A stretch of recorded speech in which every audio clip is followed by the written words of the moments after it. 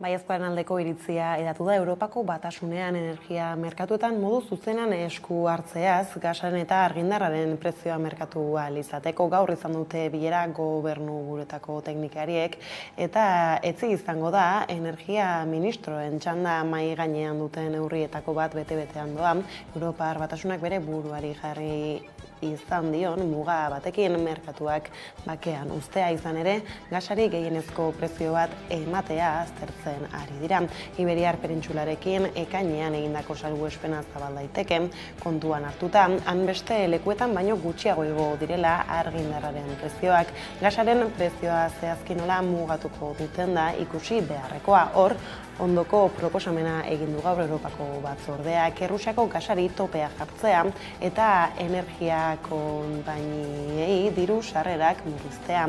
Gainera, argindarreko aurrezte derrigorrezkoa ezartzea eta kontuan izanik gas prezioak oso egakorrak direla, likidezia arazoak dituzten energia enpresei laguntza ere proposatu du Batzordeak. Arratsaldeon guztioi, gasaren auziak prezioen gorakada ekarri du, euroaren balioak berantz egin du eta horren presioa nabaria da. Gainera, ikasturte hasiera honetan inflazioa altu da, oraindik eta beraz udazken gogorra aurre ikusten da, bereziki beharginen betaurrekoetatik begira. Garbiñe Aranburu Lab sindikatuko koordinatzaile orokorrak heldu dio gaiari gurean. Langilei ezin zaigula esfortzu gehiago eskatu, hori da lehenengo ziurtasuna. Azken urteak ere jada nahiko gogorrak izan direla langileentzat. Egia da Ukrainiako gerraren eraginez egoera okertu egin dela. Gerrari irtenbide negoziatu eta diplomatiko bat eman ordez, bide belizista hautatu izanak ere gerraren luzatzea eta krisi ekosozialaren eraginak areagotzea dakar.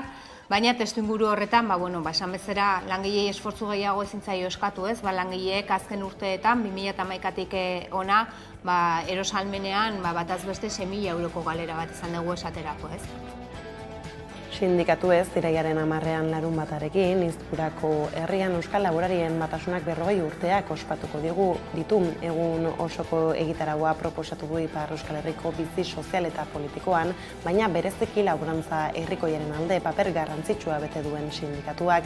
Ospakizun giro honetan sindikatuak gogoratu du, garaizaiak direla laborarientzat, zehazki idortea eta prezioen handitze ikaragarria pairatzen dutela salatu du, ELBek beraien saltze prezioak ez direlarik hainbeste igotzen. Jan Paul Dualde, ELBren bozeramailea.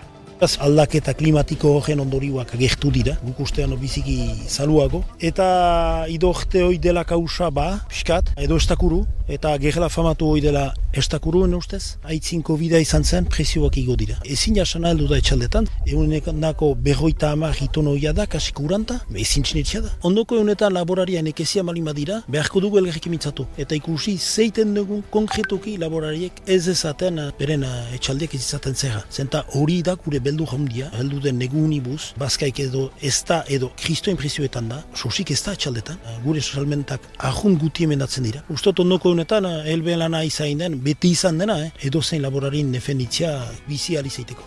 Gurean Bito Sánchez sindikatuko kidarekin hildo beretik mintzatu gara gaur lehorteak, suteek eta inflazioak ekaitz perfektua osatu dutela adirazi du. Gure kezka nagusia,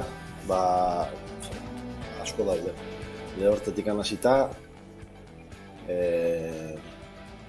pentsuen eta prezioak eta denen iodian, prezioak eta nola iodian, jasotzezteguna, galtzen nahi gana, eta kezka nagusia, noiz bukatzen da, noiz bideratzen dugu zehau, egoera hau.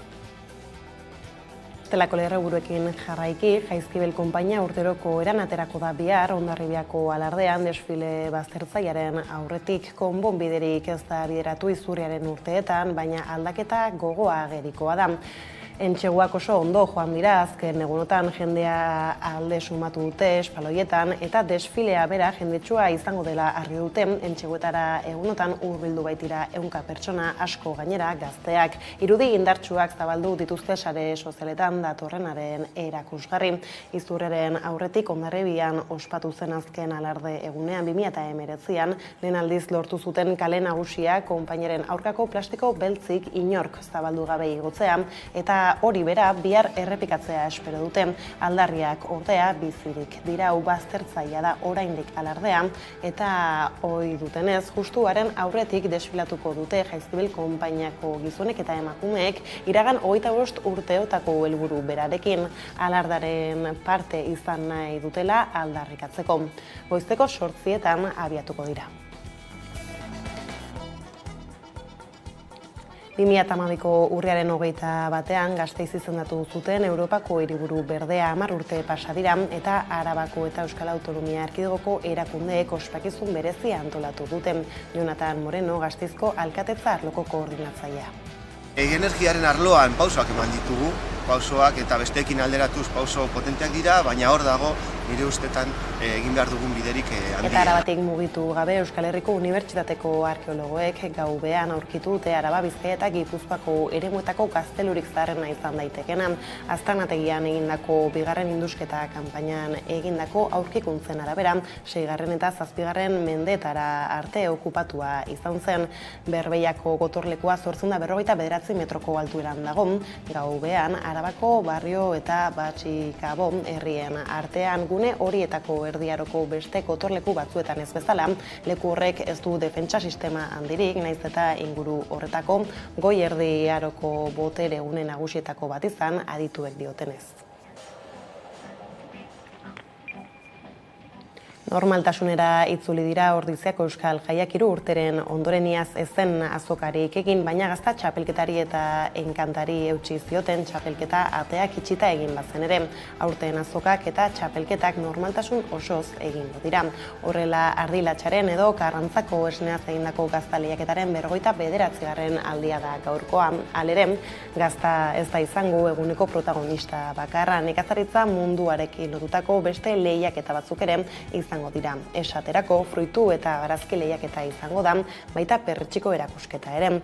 Bestetik, Garagartza plazan egingo da Gipuzkoako Piriniar arrazako behien lehiaketa. Euskal Jaiak ordea, ez dira gaurko egunarekin amaituko, ostiraletik igandera ekintza gehiago antolatu dituzteta.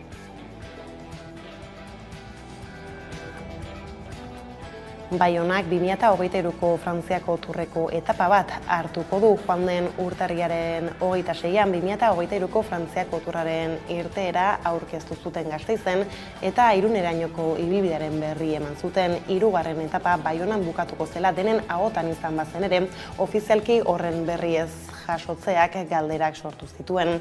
Orain urriaren 27an Parisen ofizialki aurkeztua izango den ibilbidea ezagutzera zain egon beharko da, baina Mediabaskek eskuraturiko informazioaren arabera aipatutako 3. etapa hori Lapurdiko hiriburuan bukatuko da.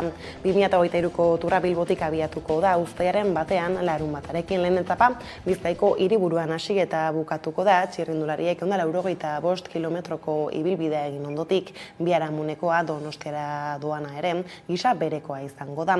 Donostiatik berriz Irundik pasata Lapurdira sartuko da txapelketa Baionara, baina noiz eta nondik ailegatuko den ez da jakina, baina hastapen batean esprinterrentzat egokia izan daiteke.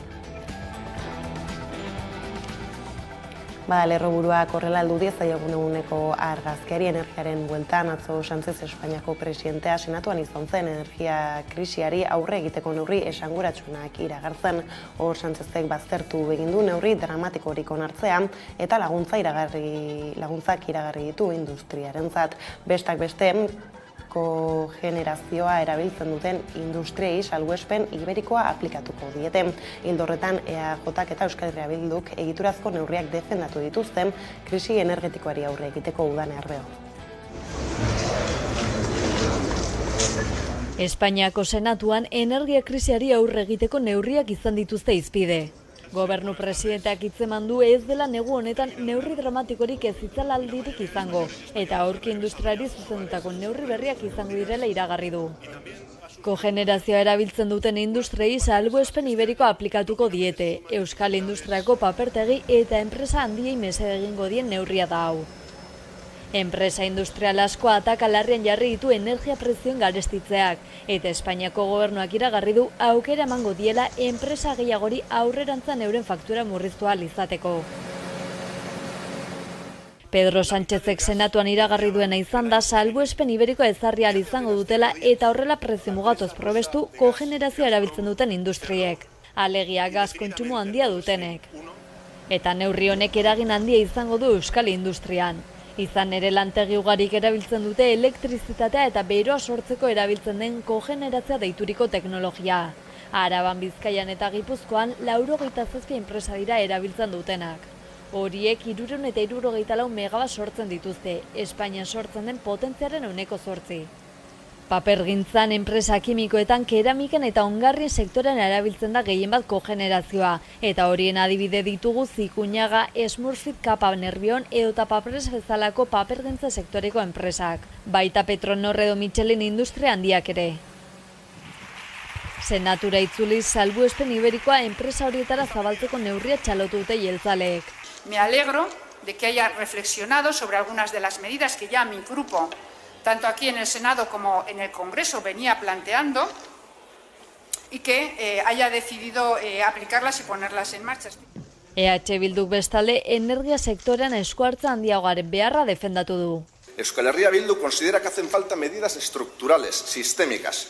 Creemos que los pasos anunciados, aunque vayan en la dirección correcta, se quedan cortos y son insuficientes. Es necesario y urgente intervenir sectores estratégicos como el energético. Testuinguru horretan Sánchezek iragarri du datozen asteetan aurkeztuko dutela merkatu elektrikoaren eta karbon isurketen Europar merkatuaren osoko erreforma proposamena. Krisi energetikoa areagotu besterik ez da egiten ari, hilabetera Ukrainaren gatazka tarteko Europa ere larritu da. Asier Blas, Euskal Herriko Unibertsitateko Zientzia Politikoetako irakasle aritu da gurean, auziaren atzean egon daitezkeen interesa zentzun. Printzipioz, mendebaldeak eta bereziki Europar Batasunak eta Amerikako Estatu Batuakek gerra ekonomikoa hasi zutenean, gerra bortitz bat hasi zutenean Errusiaren kontra, azirudien edo beraiek iragartzen zutena zen Errusia estutuko zutela eta Errusiak sufrituko zuela. Errusia noski sufritzen ari da, baina dudarik gabe orain arte askoz gutxiago sufritzen ari da Europar Batasuna baino, gerra ekonomiko honetan kaltetu nagusia izaten ari da eta benetan daukan ostertza ez da bat ere positibo. Sindikatuek aurreatu zuten jada udako oporraldia amaituta lan gatazkak areagotu egingo zirela eta beraz baita lanuzteak eta grebak ere, izan ere inflazio tasa handiak eta langileen erosteko ahalmena ez galtzeko premiak nabarmen zaildu dituzte, zeinbat sektoretako lanitunak gaurkotzeko negoziazioak, Arabako metalgintzarena da horietako bat. Hitzarmena berritzeko elkarrizketak ezatzera ez aurrea daude eta hori salatzeko ekoizpena eten eta kalera ateratzeko deia egin diete, Lab, Comisiones Obreras, Uso CGT eta SK sindikatuek langilei hilaren amaierarako Nerea García. Sindikatuek hilaren 21, 22 eta 23 lanuzteak egingo dituzte. Aurretik bihar ZEA patronalarekin elkartuko dira bilera batean. Patronalari eskatu diote gogoeta egiteko eta gogorazi dute bertan bera utzi zuela ekainaren 29an jarrita zuten hitzordua. Joritz Iglesiasek ELA sindikatuko kideak azaltzen duenez mobilizazio horiekin jarraipena eman nahi diote maiatzean egindako aldarrikapenei. Sindikatuek aurreratu zuten jada udako oporraldia amaituta lan gatazkak areagotu egingo zirela, baita lanuzteak eta grebak ere. Izan ere, langileen erosteko ahalmena ez galtzeko premiak eta inflazio tasak handiak zaildu dituzte zenbait sektoretako lanitunak gaurkotzeko negoziazioak. Irailean greba ditu dugu Arabako metalean, irailaren 21, 22, 23, eta horrekin egiten duguna da jarraipen bat eman maiatzean, ekainean egin genituen greba deialdiei. Eskatzen duguna oso sinplea da KPIko igoerak eta lanaldi jaitsera, izan ere Arabako metalean daukagu Hego Euskal Herriko lanaldirik handiena.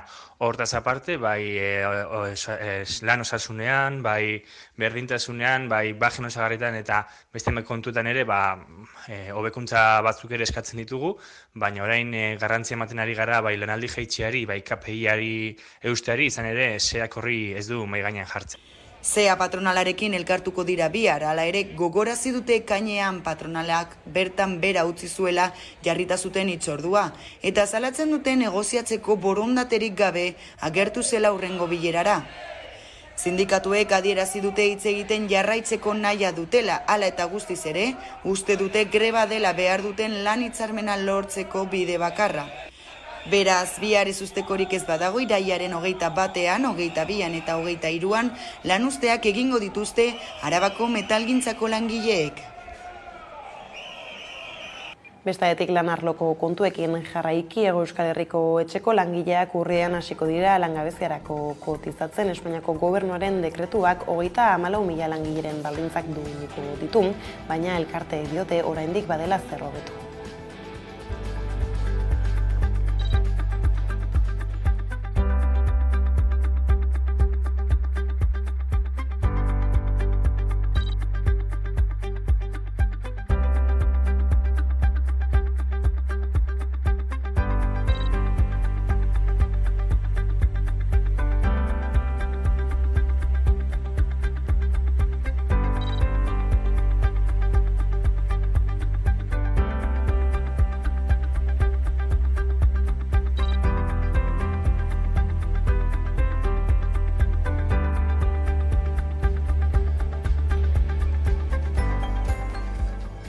Eta aipatu dugu Lerroburuetan ere Jaizkibel konpainia urteroko eranaterako da bihar Hondarribiko alarde egunean desfile baztertzailearen aurretik. Konponbiderik ez da bideratu Izurriaren urteetan, baina aldaketa gogoa agerikoa da. Hondarribian eta Irunen alardeetan gizonen pare-parte hartu nahi zutela aldarrikatzeko bidean batera sartu ziren orain 25 urte. Mendela ordena berdintasunaren eta duintasunaren aldeko borrokan. Aurten kaleetara itzuliko dira pandemiaren etenaldiaren ostean. Jaizkibel konpainia urteroko eran aterako da desfile baztertzailearen aurretik, goizeko 8:00. Konponbiderik ez da bideratu Izurriaren urteetan, baina aldaketa gogoa agerikoa da. Mendela orden honetan emakumeak alardean aldarriak izugarrizko indarra hartu du 11 aldiz biderkatu da. Emakume hauek zabaldu zuten bide zidorra bide bilakatu da dagoeneko. Dena dela alardea ez da oraindik parekidea eta beraz Jaizkibelgo konpainiak argi du oraindik ibilbide luzea geratzen dela berdintasuna lortzeko. Azken egunotako entseguak oso ondo joan dira. Jendea alde sumatu dute espaloietan eta desfila bera jendetsua izango dela argi dute. Entseguetara egunotan hurbildu baitira 100 pertsona, asko gazteak.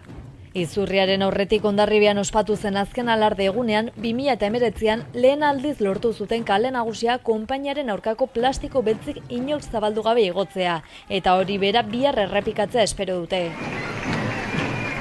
Azpimarratzeko abestalde 1986an emakumeak alardean sartzen saiatu zirenetik Jaurlaritzak 4 lehendakari izan dituela, Gipuzkoako diputazioak 4 aldu nagusi eta Hondarribiko udalak 3 alkate. Denak izan dira gizonezkoak, bakarra joan da desfile parekidea txalotzera. Soilik Bilduren aldundiak adierazi zien babes zabala Andrei, eta hark abiatu zuen azken urteetako konponbide prozesu sendo bakarra. Gauzak horrela bide luzea du auzi honek, aldarriak ordea bizirik dirau. Baztertzailea da oraindik alardea eta ohi dutenez justuaren aurretik desfilatuko dute Jaizkibel konpainiako gizonek eta emakumeek iragan 25 urteotako helburu berarekin, alardearen parte izan nahi dutela aldarrikatzeko.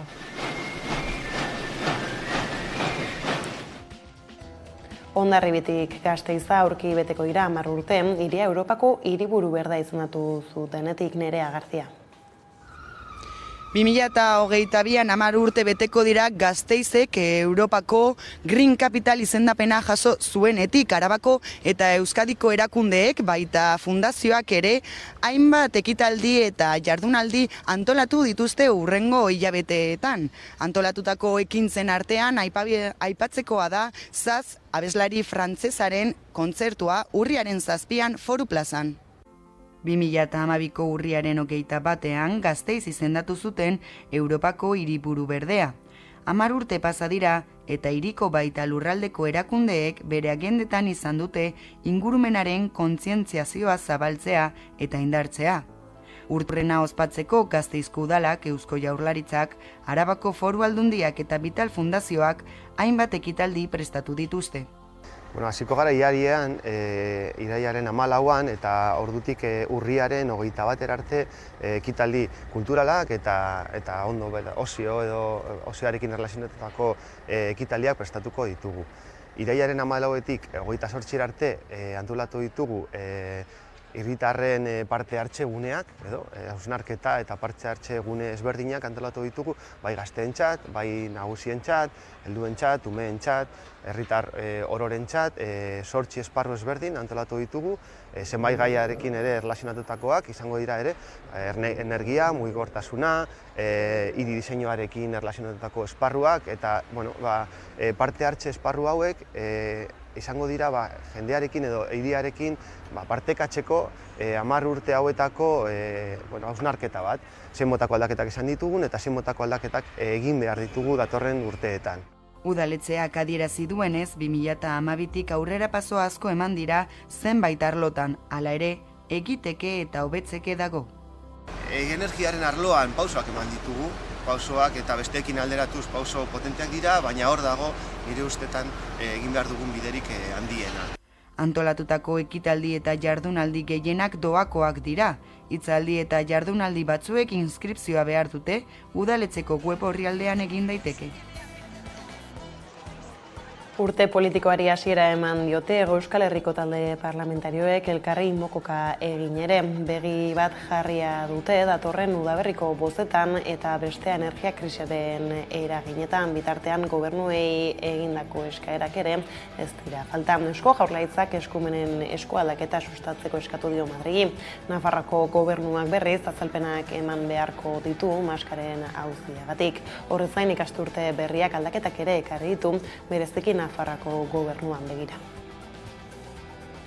Nafarroako parlamentuak hasiera eman dio ikasturte berriari. Hauteskundetarako 9 hilabete besterik geratzen ez dira eta krisi ekonomiko eta energetikoa begi bistan ditugularik negu mugituan zeman daiteke politikan. Atzo astelena, ohiko bozeramaileen batzarrea jarri zen martxan urte politiko berri honekin batera.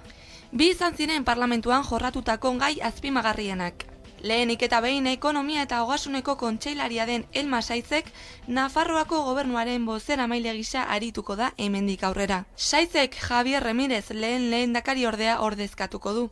Hala ere azken honek bere gaineko eginkizunak mantenduko ditu. Txibiteren gobernuak legegintzaldiaren azken txanpan arlo ekonomikoari emango dion garrantziari atxikitu dio gobernuko bozeramaile aldaketa. Es un nuevo tiempo, ahora mismo hay que mirar a todas las cuestiones económicas. Hala ere, kargu aldaketa honekin PSNek Remirezenganako konfiantza kolokan jarri du oposizioak. En estos momentos en los que el tema económico, la adopción de medidas económicas, algunas serán populares, algunas igual incluso pueden ser impopulares, necesitan de una portavocía fuerte en materia económica, el gobierno será quien tendrá que dar explicaciones de, como digo, no sé si se quiere promocionar a una persona o quiere castigar a otro. Nola nahi ere aldaketa estrategikoan zeman daiteke foru exekutiboaren komunikazio politikan.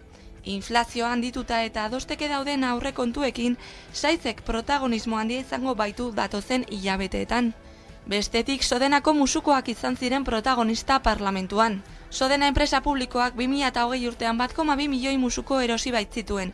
Gaur egun biltegi batean gordirik dagoen materiala hain zuzen ere. Oposizioak diru publikoaren kudeak eta txarra egotzi eta gardentasuna eskatu dio exekutiboari. Nola eta zergatik hartu ziren erabaki horiek, ze interesen arabera, eta ia Nafar gobernuak ez zuen alternatibarik eta ez zion interbiderik eman material horri. Gaur egun modu lotsagarrian gordeta jarraitzen du. erabilera eman behar dizkiogu musuku hoiei. Eta hori da momentu honetan, nire ustez, gure ustez, Geroa Bairen ustez, gobernuaren lehenengo egin beharra.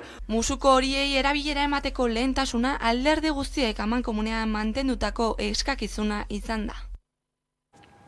Eta Nafarroatik mugitu gabe, uztailaren 7ko San Ferminen prozesuak soka luzea ekarriko du Iruñan, auzitegian bidea egiten ari den prozesuaz gain bide administratiboa ere zabaldu du Iruñeko udalak, egun hartan Kuria kalean ziren 10 pertsonaren aurka, zehazki 11.000 euroko isumana ezarri die bakoitzari.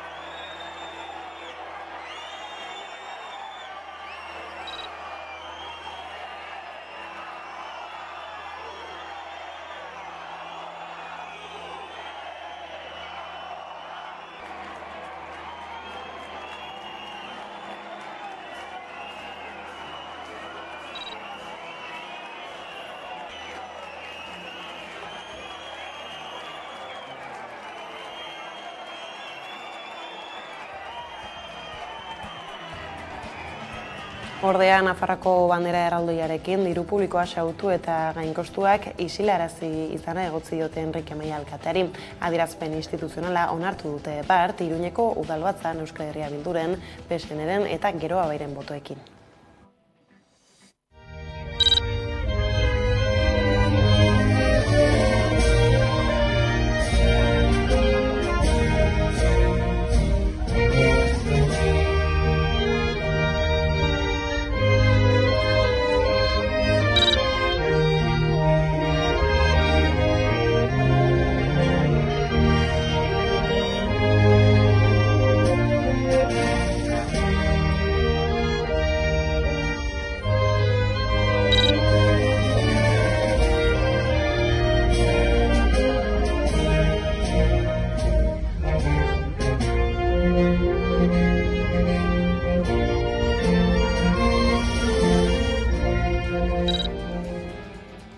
Eta eguneko berriekin bukatu baino lehen, kulturan abian da Gasteizen Telebista Festivala 14. edizio hau estreinaldi eta jardunaldi ezberdinez josita iritsi da. Nerea Gartia arituko zaigu jarraian festivalaren egitarau zabalaz. Hala da, bai, Europar Biltzar jauregian jardunaldi profesionalak egongo dira. Gaur, adibidez, arratsaldeko 5etan, tailer musikala izango dugu Joseba Beristain musikariaren eskutik. Horrekin batera, filmak proiektatuko dira Vital Fundazioaren kulturunean eta estrenaldiak printzipal antzokian izango dira. Festivalak goi mailako amaiera izateko, larun batean, amaierako gala izango dugu. David Albarzek, festivalaren antolatzaileak dioenez, hainbat sorpresa egongo dira bertan. Aurten, Dendarabako Fundazio Vital kulturonean proiekzioak egingo ditugu, AMC, 4 dokumentala proiektatuko ditu. Eta hau da, nik uste, nobedade printzipala. Gero ere printzipal antzokira bueltan gaude, amaierako galarekin. Eta horrela iritsi gara albistegiaren amaierara, aurretik aipatu legez, Garbiñe Aranburu Lab sindikatuko koordinatzaile orokorra izan dugu gaur, eguerdiko magazinean gonbidatu nagusi gisa eta haren elkarrizketarekin utziko zaituztegu jarraian. Horren bestez besterik ez gure aldetik hauek izan dira eguerdiak gurean gaur utzi dituenak. Guztiak eta gehiago nahi duzuen aldiro 11 atarian ondo izan eta bihar arte.